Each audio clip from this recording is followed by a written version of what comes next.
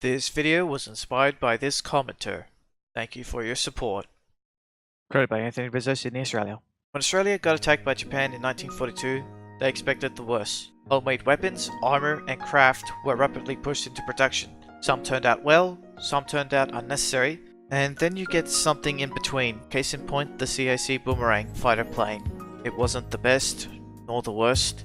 The history surrounding it is interesting, so let's start with... Those bombers are cutting it close. Anyway, context first. Back in the early 30s, Australia barely had a factory to produce fighter planes. Sure, there were planes, but mostly commercial planes, and even some medical planes. $20 says I do a video about that in the future. Military planes in service were the bygone days of the World War I scout planes, soon to retire and be replaced with more modern British planes. By the late 30s, most of the planes were almost obsolete, as a lot of planes were designed for training purposes, like the CAC Midway, being pushed into the defence of Australia. After the Great Depression and a war in Europe broke out, Australians couldn't count on the Brits to send them new planes, so a few Australian companies and the government started designing and crafting homemade planes. Now, it's unclear when or what was being designed before 1942, however our main focus is the Commonwealth Aircraft Corporation, also known as CAC. The head designer, Sir Lawrence Wackett, and his team were designing an interceptor aircraft using a lot of parts from the CAC Midway. It had a better engine and better weapons. It replaced the two Vigor guns from the Railway to the two CAC cannons and 4 Browning machine guns. Also, the aircraft was also armoured for obvious reasons. Now, by early 1941, Australia purchased/borrowed a limited amount of P-40s from the USA due to the Land-Lease Act, and supposedly there was more to come over the next few months, and so the government didn't place a homemade plane as a high priority. So what changed the government's mind?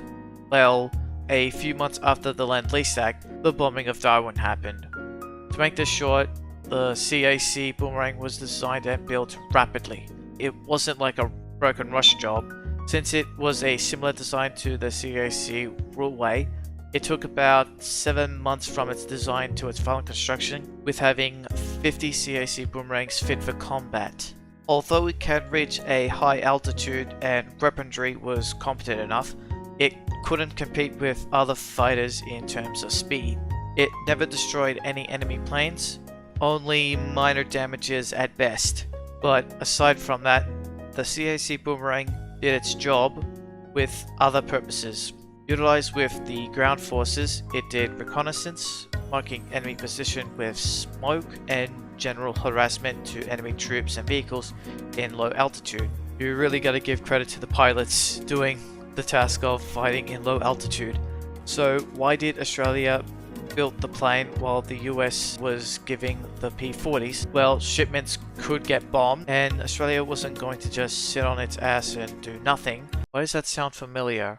Anyway, the CAC stopped producing the Boomerang around 1943 so that they could go on to build the CAC Mustang, an Aussie version of the American P-51. The CAC Boomerang was discontinued in service at the end of the war. Counting all the variants, only 250 were ever built by the CAC. There are a few displayed in museums, even some being restored by aviator enthusiasts. So unlike the AC Sentinel, the CAC Boomerang actually saw combat. It wasn't the best, but it was reliable and was needed in a time of uncertainty to the nation. All in all, it was good for how it was used. Thanks for watching to the end of the video. If you like what you see, click that like and subscribe button and click the notification bell. Also, if you want to see a CAC Boomerang flown, click the link below in the description. Over to my left are some other Australian inventions that I've already talked about. If you're interested, next video will be about the Northern Territory splitting up and rejoining. So see you there.